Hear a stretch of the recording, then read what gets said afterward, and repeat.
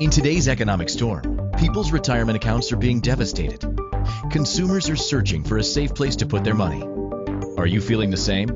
If you are, please get ready to listen and learn about a new concept that will give you financial security and peace of mind. Now, here is the host of Become the Banker, certified financial planner and award-winning author, Joseph Quijano.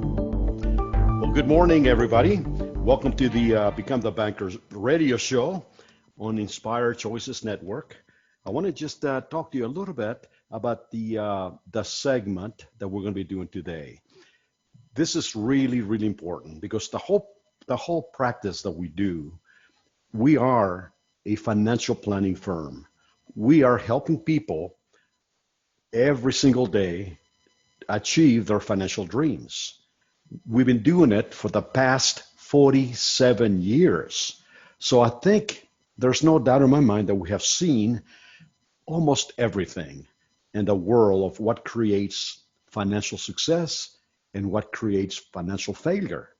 And today, the topic is going to be having money discipline. Yes, I'm going to tell you again, you have to have the discipline in order to get ahead financially. Now, we meet people from all walks of life, whether they're multimillionaires, professional people, unemployed people, people that are just barely making it. And I can tell you that there's every single person that has achieved financial freedom, financial security. They have a set pattern of doing things. They have a set pattern of thinking, and they have one very important thing, and that is the discipline.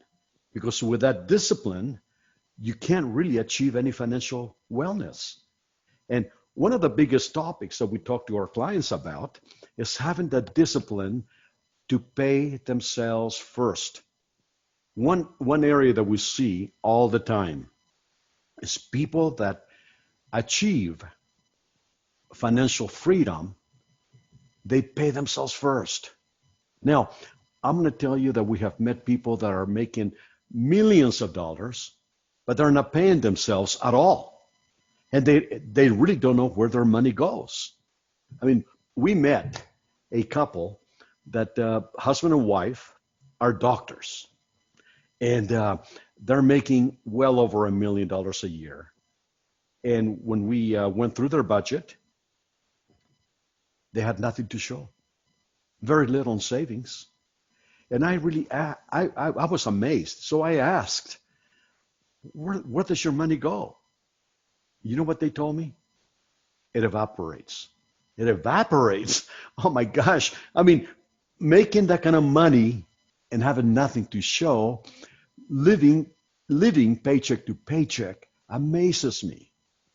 And then on the other hand, I met a lady, I would say about maybe 10 years ago, and she came to one of the seminars because we used to do seminars. Now we do webinars because of the pandemic that we're facing.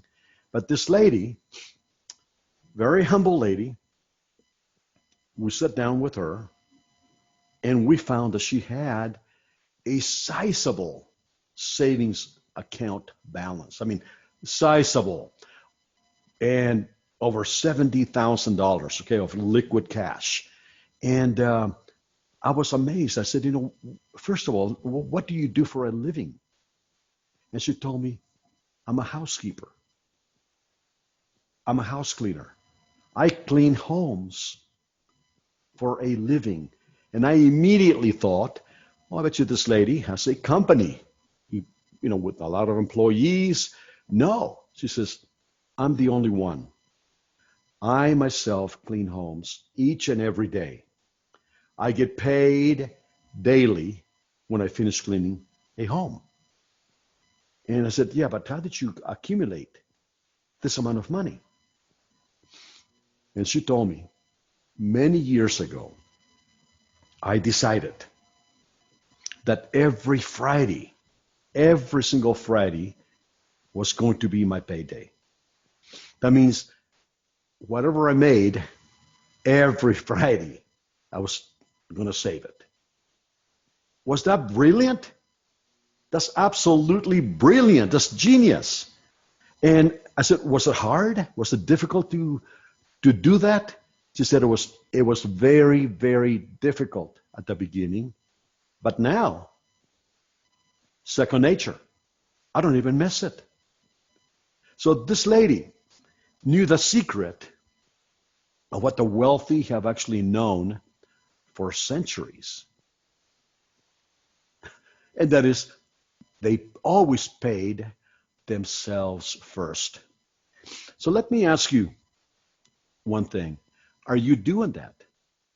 Are you paying yourselves first? If you're not, the whole topic of today's show is going to be, we're going to motivate you, hopefully, to pay yourselves first. You want to be able to, I mean, you are the most important person. And if you're not taking care of you, this is what happens. A lot of people, they go to work, they make money, just like the doctors that I was telling you about. They put their money in a checking account and they begin to pay everybody else first. All the bills.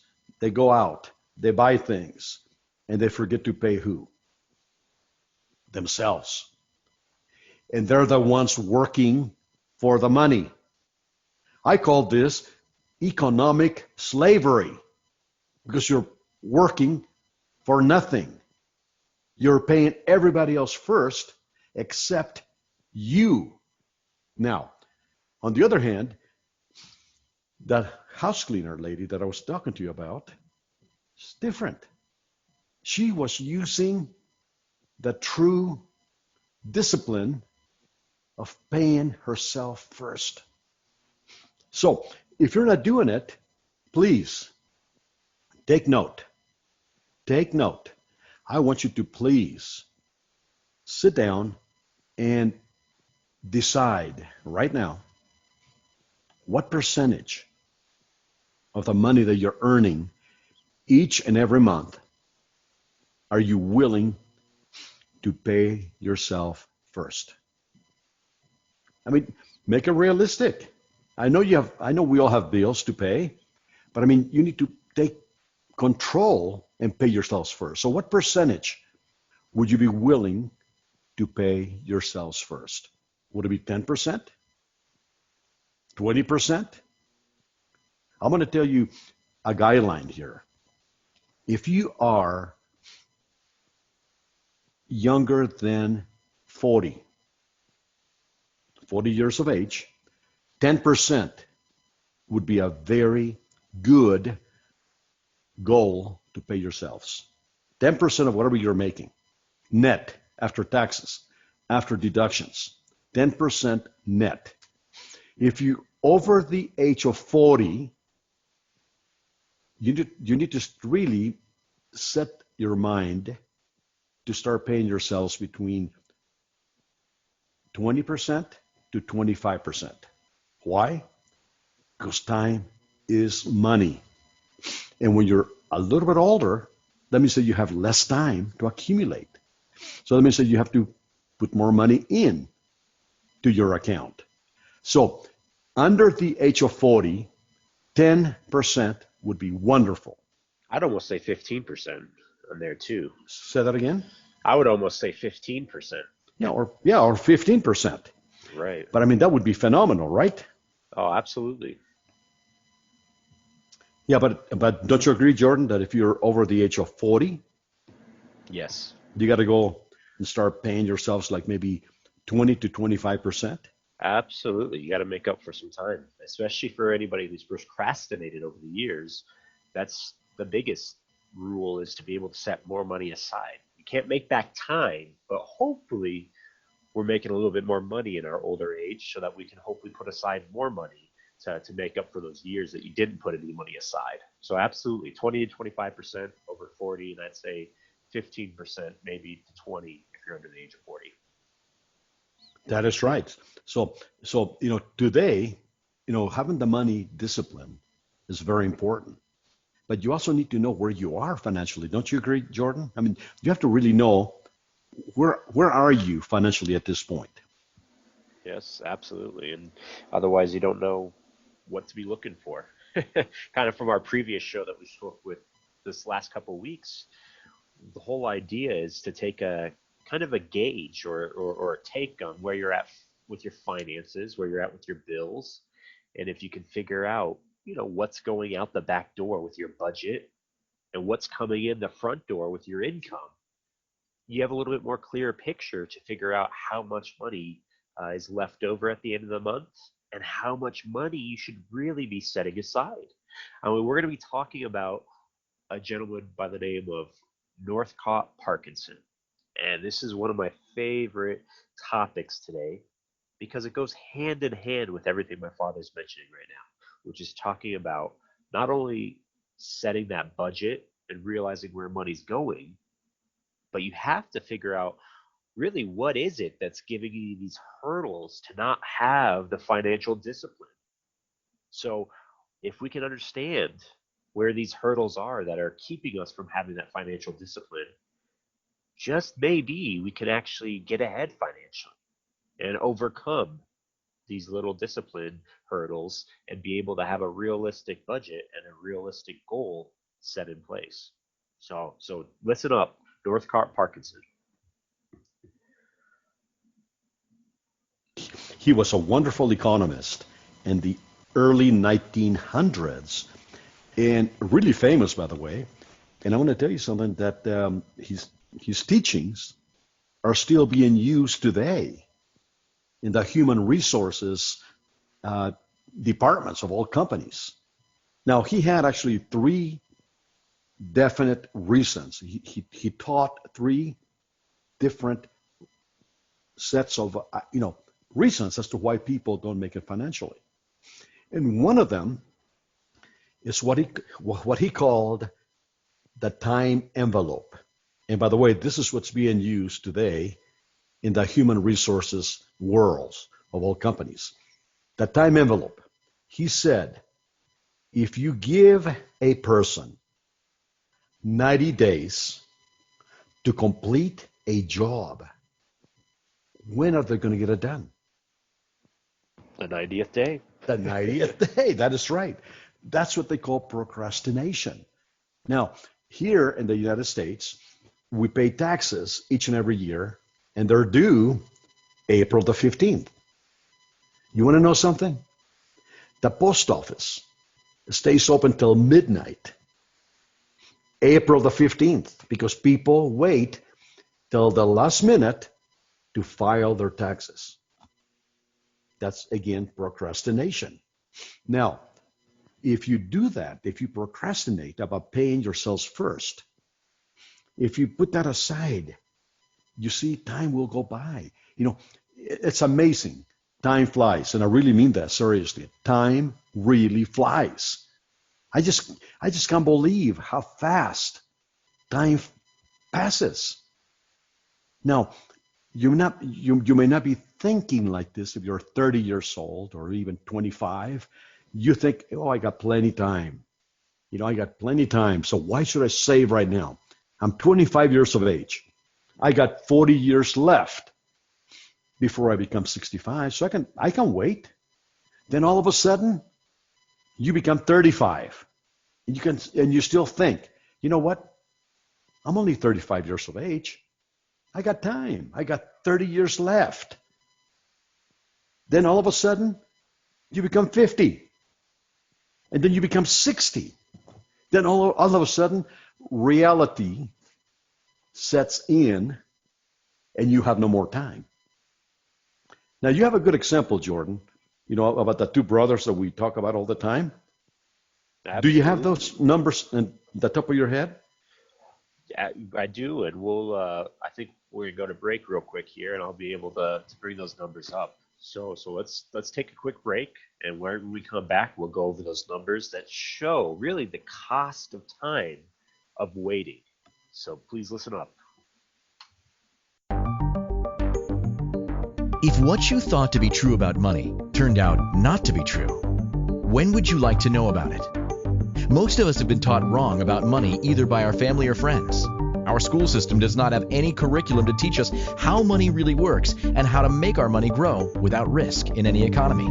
By tuning into Become the Banker radio show with certified financial planner Joseph Quijano, you'll learn the truth about money and strategies to help you grow your money without risk. Are you ready to thrive financially in the economy? Listen for Become the Banker radio show every Monday at 12 p.m. Eastern, 11 a.m. Central, 10 a.m. Mountain, and 9 a.m. Pacific.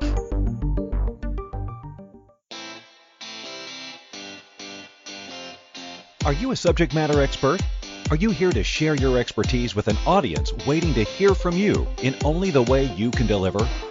Are you ready to have your voice amplified across the airwaves? Inspired Choices Network has a global radio platform streaming to millions of people across the world. Professionally produced and supported by an accomplished team every step of the way, you can broadcast from anywhere in the world, knowing your voice matters, and we ensure it is delivered with ease and efficiency. Eager to hear your message, the world awaits. Contact us today to become an Inspired Choices Network radio host. Email becomeahost@inspiredchoicesnetwork.com. This is Become the Banker radio show with certified financial planner Joseph Quijano. To participate in today's show, call in the U.S. 815-880-8255, Canada 613-800-8736, or Skype us at Inspired Choices Network. You could also ask to comment by email to joseph@becomethebanker.org or text to 303-880-0887. Welcome back. And right before the show, we were talking to you about the cost of waiting, basically. You know, people procrastinate. That's one of the, this economist by the name of Parkinson really put together 3 reasons why people fail financially. And one of them, they procrastinate. They put things off until the very last minute. And then most people run out of time. So Jordan, why don't you share with the group, those statistics, please? Absolutely, yeah. It's kind of crazy how these numbers really play out. And you hit it right on the head there, Joe. It's a matter of when you start setting money aside versus, what kind of time you have for interest to compound for you, or interest to make interest for you. So we have read a little study here between 2 brothers, one named Ken and one named Ben. So Ken and Ben here both have the idea of retiring at the age of 65. Now, Ken started putting $1,000 away at the age of 30, and he was putting it away for only 10 years. So he put 1,000 away for 10 years, starting from age 30 all the way to age 40. And at age 40, he didn't put any more money in there. He just let the interest work for him, or in other words, earn compound interest. Now, Ben, on the other hand, maybe he was a little bit delayed in starting. And so he didn't start putting money aside until the age of 45. And this is such a true story for so many people, that maybe life gets in the way. You have a family, you have kids, you got college, you have a new home, and it procrastinates you from putting money aside for retirement or just money aside. So Ben started putting money away at age 45, where Ken started putting money away at age 30. Now, Ben, on the other hand, though, he said, you know what? Because I'm starting at the age of 45, I'm still going to put $1,000 away each year, but instead of only doing it for 10 years like Ken did, he's going to do it for 20 years. He's going to double it because he wants to make back some of that time. So, again, Ken only put money away for 10 years, starting from age 30 to age 40. Ben, on the other hand, said, you know what? If I'm starting at age 45, I'm going to put it away for 20 years, all the way up to age 65. Same amount of dollars, $1,000, he just did double. Well, the bottom line at the end, Ken, the very first one, he only put money away for 10 years. His account was worth almost $70,000 at the age of 65. And again, he only put $1,000 away for 10 years. Ben, on the other hand, his account at age 65 was worth just shy of $40,000. It's actually closer to $39,000. And this right here, the difference of $31,000, is what cost Ben the time of waiting. Because he even put in double the amount of money, you would think he would have caught up time. But in reality, for Ken, he had all those years of compound interest working for him from age 30 all the way up to age 65. And Ben only had it for age 45 to 65. So it is good to get your foot in the right direction. Don't get me wrong. But the earlier, the better, because you can never replace time. And sometimes the cost of waiting is so great that you might not have enough money to make up that difference. Just like Ben's example, he put it for double the amount of time when he probably also needed to put double the amount of money as well, just to get to even from what Ken did. So that right there, ladies and gentlemen, that cost of waiting is what we're talking about. That's so crucial for anybody's financial plan. And we understand life gets in the way sometimes. Life throws you curveballs. But you have to get your foot in the right direction, even if you're only putting a few $1,000s away at the end of the year. If you're starting at the age of 30 or 35, you're going to be light years ahead of somebody who's just starting at 50 or 55 with only a few more years before retirement. So keep this in mind. Procrastination really is the cost of waiting. If you procrastinate with your retirement plans, sometimes you're not going to have the full amount of money you need for retirement, even if you do double the money or double the time, I should say. That's why we are hitting this hard today. You have to get past the time envelope. Just like my father mentioned in the first part of our segment here, Parkinson's law of the time envelope, it's human nature to go through procrastination. We're given 30 days to do a job. We'll wait until the 30th day to complete the job. Well, let's stop waiting until the 30th day. Let's actually start earlier and start our financial future on a better track. That's the goal here. Now, the second rule of Parkinson's law, and I like this one a lot because I think we all are guilty of this. All of us fall into this rule. A luxury once enjoyed becomes a necessity. I'm going to repeat that. A luxury once enjoyed becomes a necessity. How many of us have cell phones these days? I mean, I think it'd be safe to say that everybody probably has a cell phone nowadays.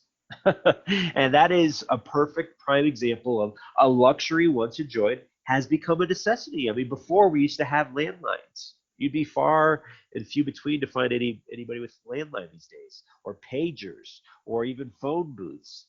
We have all developed into this necessity mindset that we have to have cell phones now. And most people, that's all they have. We don't have landlines anymore. Very rare. So think about it. My father has a great example. I'm going to let him share with him and his wife on his luxury that's been enjoyed. That really, I think, again, it's easy for us to get caught up in this because all of us like to have some finer things in life. And all of us like to have some ease in our life. And I'm going to let my father share his example because I think this fits right in par with this. No, that is right. I mean, nobody is actually immune to this law that a luxury once enjoyed becomes a necessity. I mean, I am a certified financial planner, and I fell victim to the same topic that we're talking about today. About it must have been like now 15 years ago, I bought a car, and this car had everything, all the options, including heated car seats. I'm talking about heated car seats, and I'm sure, like in Canada. Here in the United States, we get winters that are pretty brutal sometimes, here in Colorado anyway. And my wife and I loved the car because we can just push the button and it would have heated car seats. Wonderful. She doesn't let me buy another car without them. And about 2 years ago, I traded that car. I traded the car for a new one. And the new one that we're driving today, guess what? In addition to having heated car seats, it has a heated steering wheel and a heated console. So when you put your elbow, you rest it on the console, it's warm. You don't even have to have gloves in the wintertime. It's beautiful. Then all of a sudden, guess what? Guess what? It dawned on me. See, I was raised in Iowa.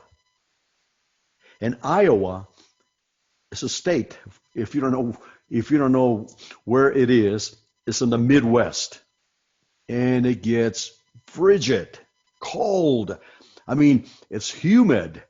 And in the winter times, the cold goes right through your body. I mean, it's terrible.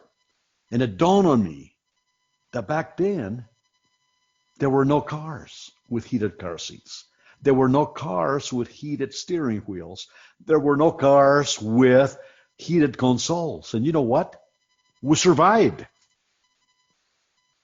So it dawned on me, and I'm going to tell you right now that nobody is immune to this problem, that a luxury, once enjoyed, becomes a necessity. Necessity, just like my son was talking about, the cell phone.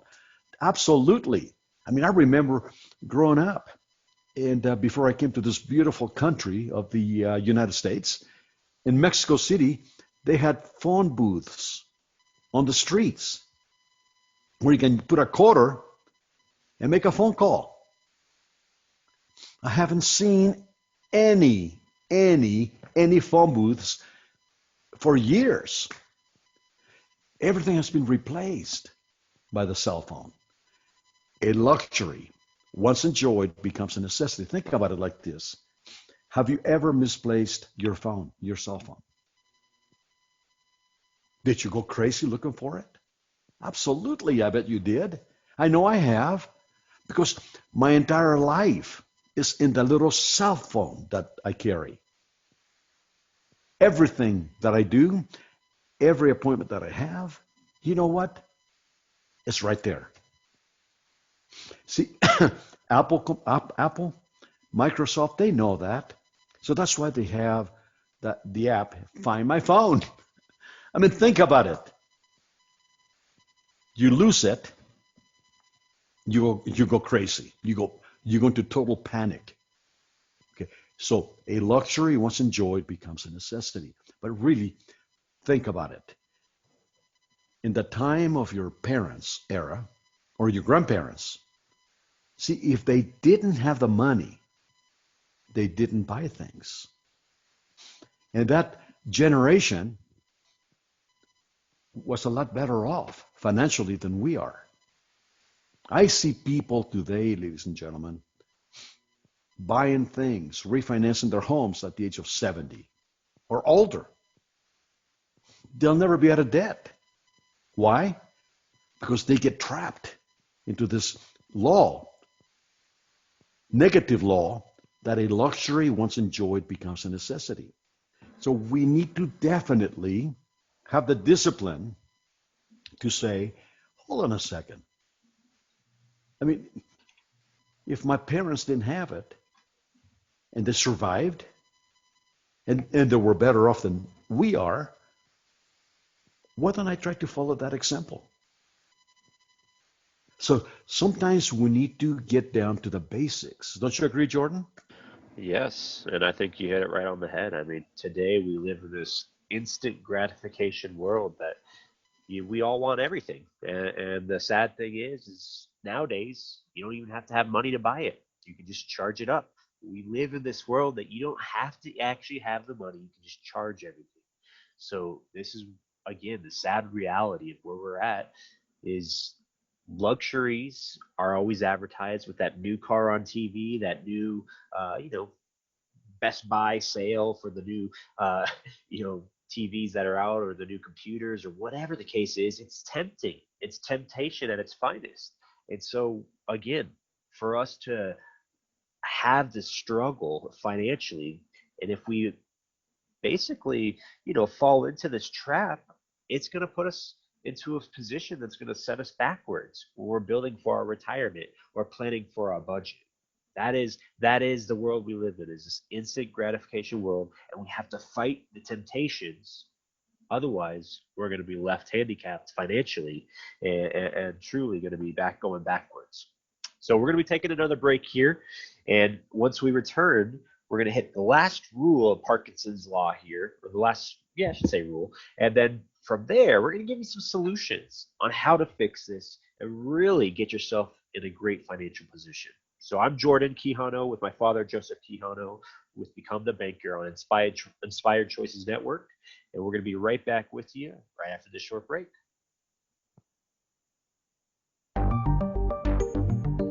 If what you thought to be true about money turned out not to be true, when would you like to know about it? Most of us have been taught wrong about money either by our family or friends.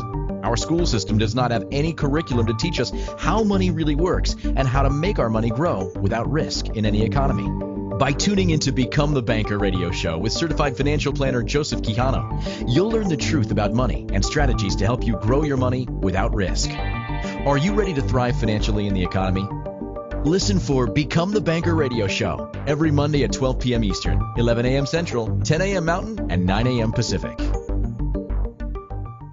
Investments hit all-time lows, except for Become the Banker. Do you know how much money was lost in those accounts? Not one penny. Become the Banker is a safe, guaranteed return of 4% plus a 1% dividend. In a nutshell, you overfund life insurance on purpose to build a tax-sheltered cash account for retirement and for loaning to yourself along the way and not losing to the stock market. BecomeTheBanker.org. You owe it to yourself to go to the next seminar. BecomeTheBanker.org. Who's laughing now?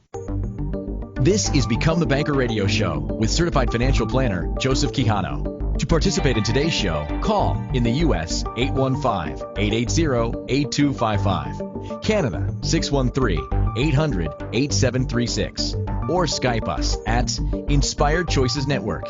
You could also ask to comment by email to joseph@becomethebanker.org. or text to 303-880-0887.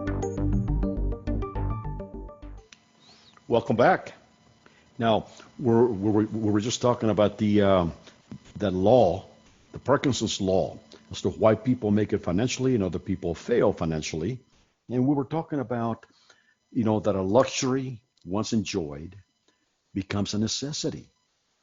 And we also we spoke to you about the time envelope, procrastination, and, getting back to right before break, we were talking about a luxury once enjoyed becomes a necessity. If you go back in time, people before us, they survived without those luxuries. So we need to take hold of ourselves and not go too crazy and spend our money foolishly. We need to have that discipline. That's what the whole radio show we begin to talk to you about, is having that discipline to be able to get into a better financial position when you're ready to retire. Now, the next rule, besides the time envelope, besides a luxury becomes a necessity, the next one that Dr. Parkinson actually came up with was expenses will rise to equal income. Let me say that again, please. Expenses rise to equal income. Now, this is really, really important. Here's the thing. Have you ever put oil? Have you ever mixed water and oil? I mean, if you take a glass and you fill it up half full, and then you put oil, what happens to the oil?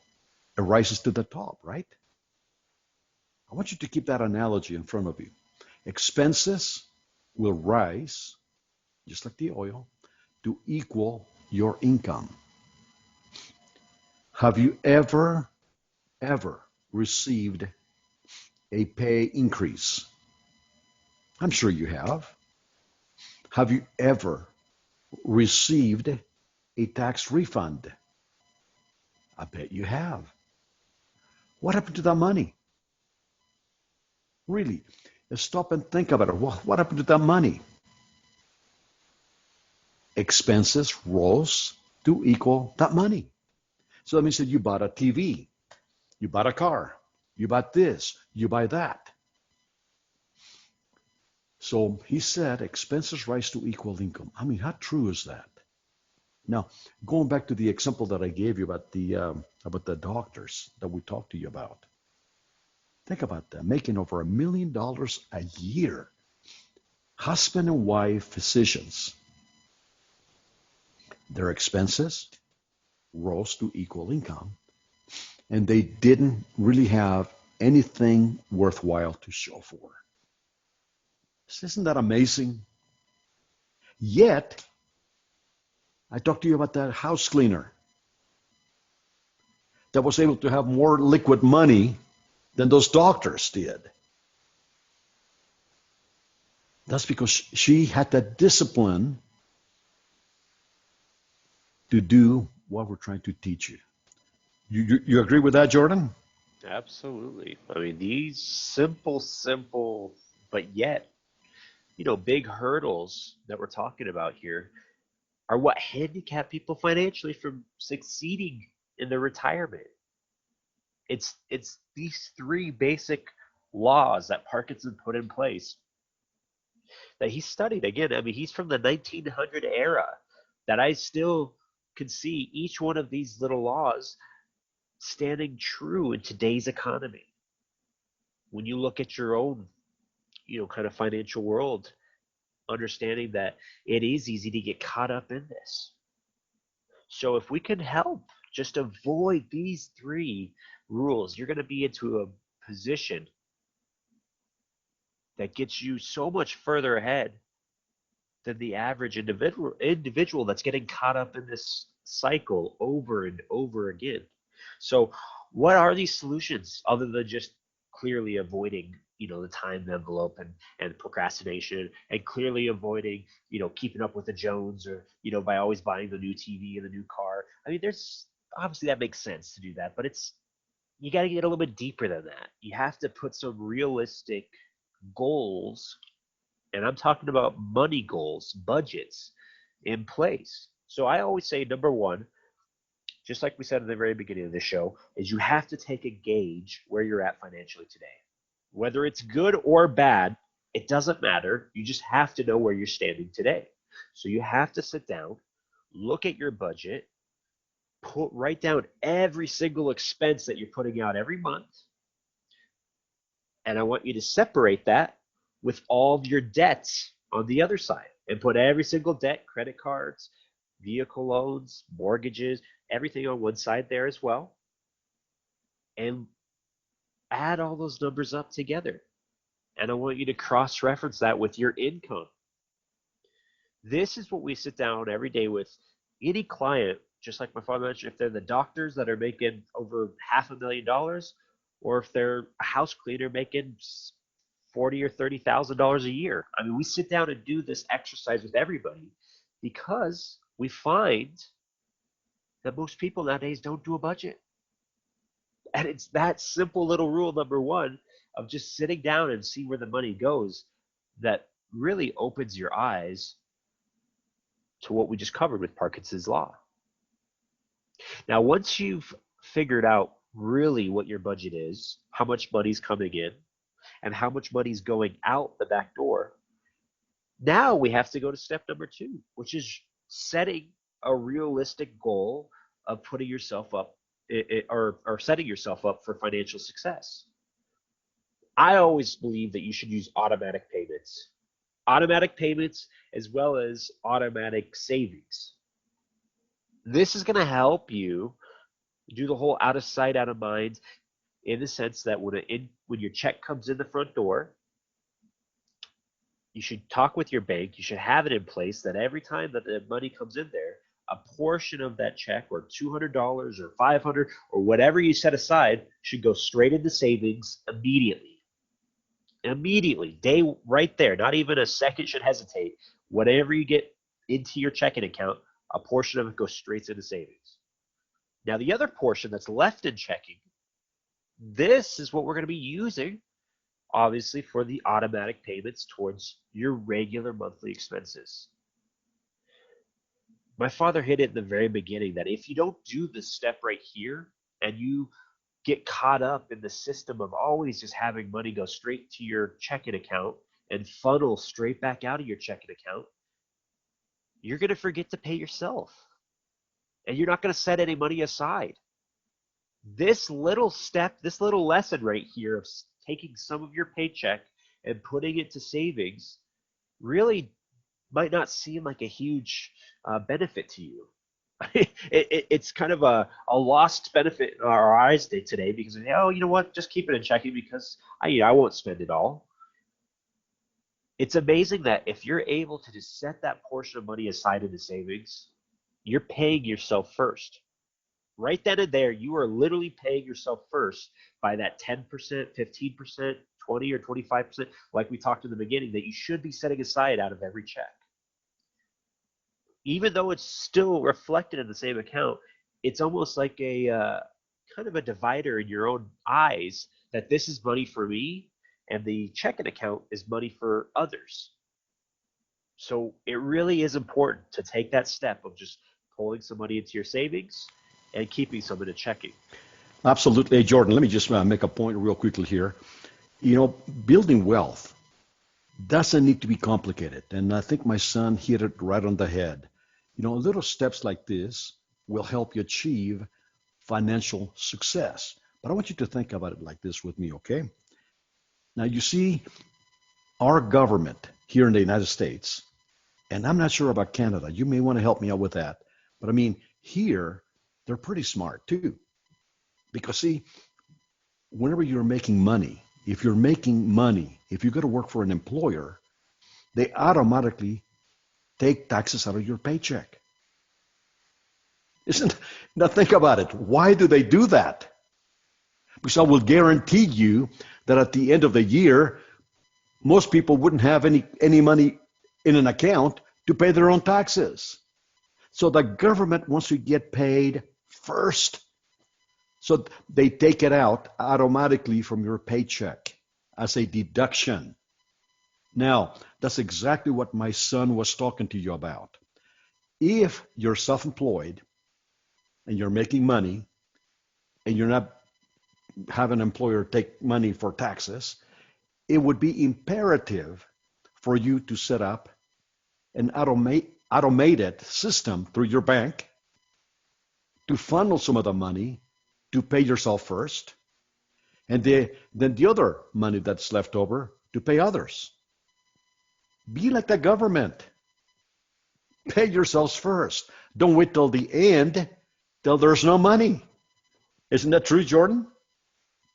Absolutely, it is. Yes. So keeping that same mindset. This is where I kind of lead into the third step, which is you have to give yourself, like I said, a realistic goal, a realistic budget goal. And with what comes with that, I believe you should give yourself little challenges. So a good challenge would be, for the next 60 days, I'm not going to spend any money at buying clothes or buying shoes, or I'm not going to spend any money going to the mall.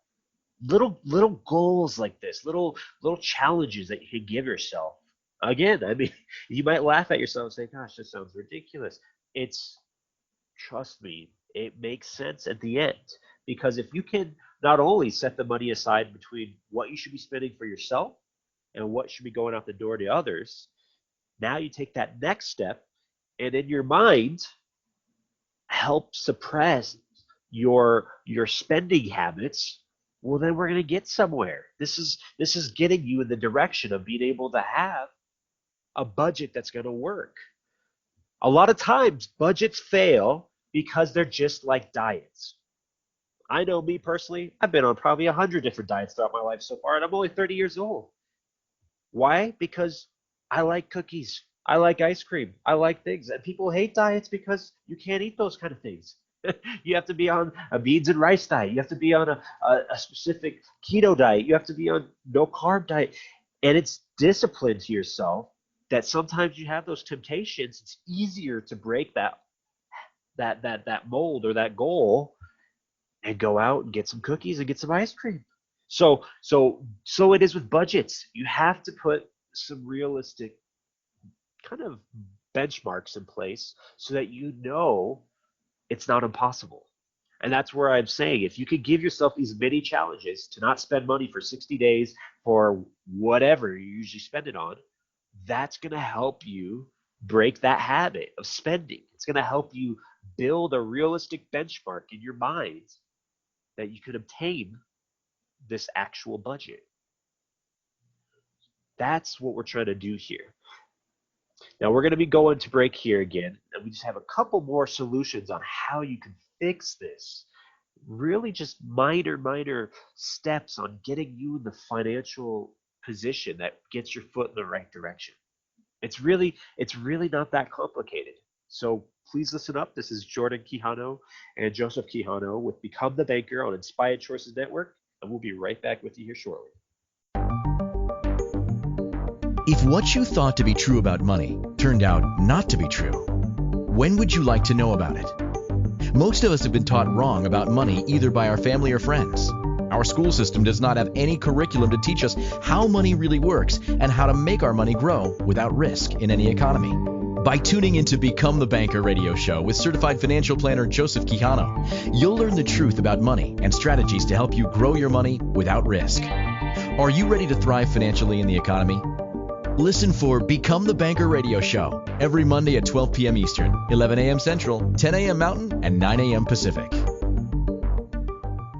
Hello, I'm consumer advocate Tom Martino. For years, I've been telling you about a safe, secure investment that you can do for as little as $200 a month. Earnings grow tax-free. And better than that, during this recent stock market crash, they did not lose a penny. Even though investments hit all-time lows, those involved in Become the Banker are still earning their guaranteed return of 4% tax-free plus a 1% dividend. Isn't it time you at least investigate and possibly become the banker yourself? In a nutshell, you overfund life insurance on purpose to build tax-sheltered cash for retirement and for loaning to yourself for life's needs and pleasures, college, credit card debt, a mortgage. They can all be paid when you become the banker. Do yourself a favor. At least find out more. BecomeTheBanker.org. For the next webinar, that's BecomeTheBanker.org. And for a video review, BecomeTheBanker.info. It's time to take action and stop your losses. BecomeTheBanker.org.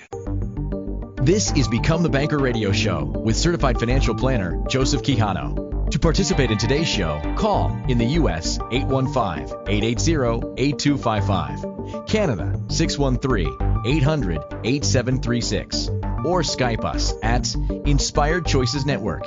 You could also ask to comment by email to joseph@becomethebanker.org or text to 303-880-0887.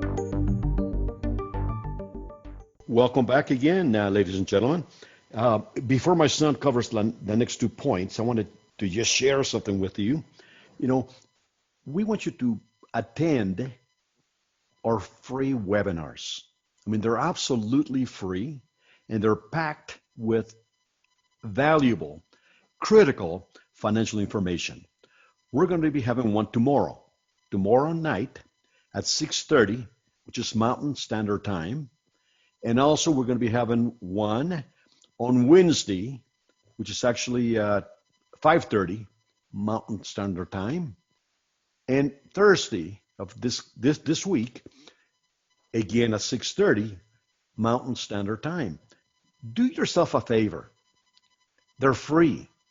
They're educational. They're about an hour to an hour and a half long. You can watch the webinar in the comfort of your home, and you're going to be amazed at what you're going to be learning. Jordan, you want to just close it? Yeah, and to listen to those webinars, go to becomethebanker.org, O-R-G, and that's our homepage there. And you'll be able to sign up for the next upcoming webinar, whether that be this upcoming one my father mentioned, or even next month's, because we do have them every month. This would be a great way for you to get into the current information and the current issues that we're facing in today's economy. So becomethebanker.org, O-R-G, and sign up for the next webinar near you. Now, getting back to what we're talking about here, we're just getting through some of the solutions. We talked about, number one, setting a money goal slash budget. That's really number one, is getting yourself into a budget so we know where you're sitting today, and giving yourself a realistic goal so that we know what we're really setting a budget up for. We like to have a budget to really see where we're at, but what is the reason we're trying to have a budget? You got to have some kind of reason behind it, some reason to keep your budget going forward. My analogy before was just like a diet. A lot of times diets fail because maybe you don't have a strong enough goal that you're doing the diet for. Well, guess what? My diet's because I want to get a six-pack by the end of winter so that I can have it for summer. That would be kind of a goal, but is that strong enough? Is that really strong enough? So it is with your money budget. Why am I putting money aside? Why am I saving money? What is my goal? Is it because I'm trying to move out and buy my own house so that my increasing landlord rent doesn't keep on going up every single month? Maybe that's your goal, or whatever it could be. I'm saving up for a car, college. What is your goal? Number two now is using automatic payments. I think this is crucial. A lot of times we overthink this. What I mean by this is once you receive your paycheck, you need to automatically have money go to your check or to your savings account. Sorry. As soon as you receive money into your checking, you have to set a portion up to go automatically to your savings right when it hits your account. That little transformation of tagging it as checking versus savings is so crucial and so important, because that is what earmarks it in your head as this is for me in my savings and this is for others in my checking. That needs to be clear, not only in your financial statement, but it needs to be clear in your eyes as well, that this is money for me and this is money for others. So checking and savings is crucial. Step number three, like I said, is giving yourself challenges. And this is what we talked about, little mini challenges, 60 days out. I'm not going to spend any money for clothes. Very important. So it keeps you reminding yourself your budget. Number four is really kind of one and the same, but it's just after you've hit the 60 days, you've really created a habit. After 60 days, this goal is becoming a habit, and it's so much easier. And number five, because we're coming to the end here, I'm going a little quick, you need to reward yourself. Once you've completed your goal, you have to reward yourself.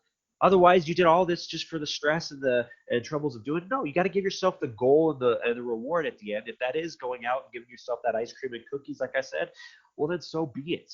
Reward yourself. So those five little solutions can help you overcome these money barriers that we all face. I mean, it's something that we have to get past together and get into a better financial spot so that you have the ability of getting ahead financially, and you have the willingness to really set money aside for that discipline.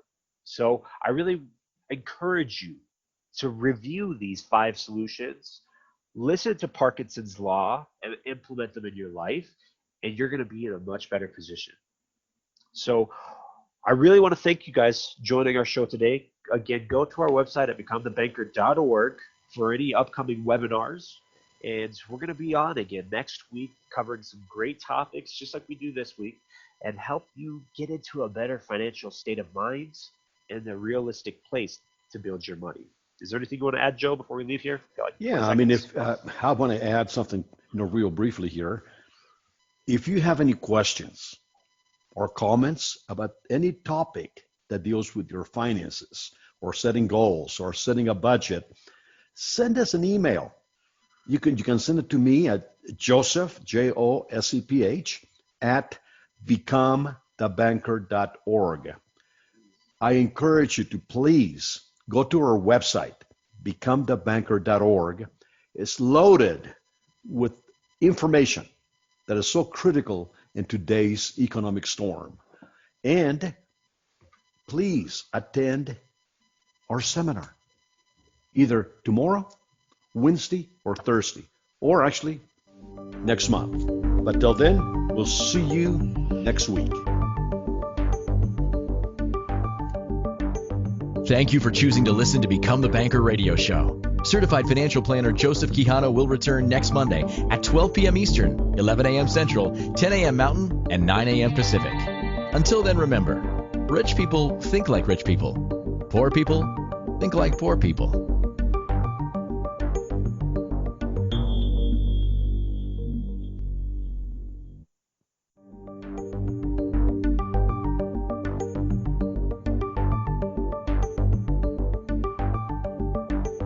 Thank you for choosing to listen to Become the Banker radio show. Certified financial planner Joseph Quijano will return next Monday at 12 p.m. Eastern, 11 a.m. Central, 10 a.m. Mountain, and 9 a.m. Pacific.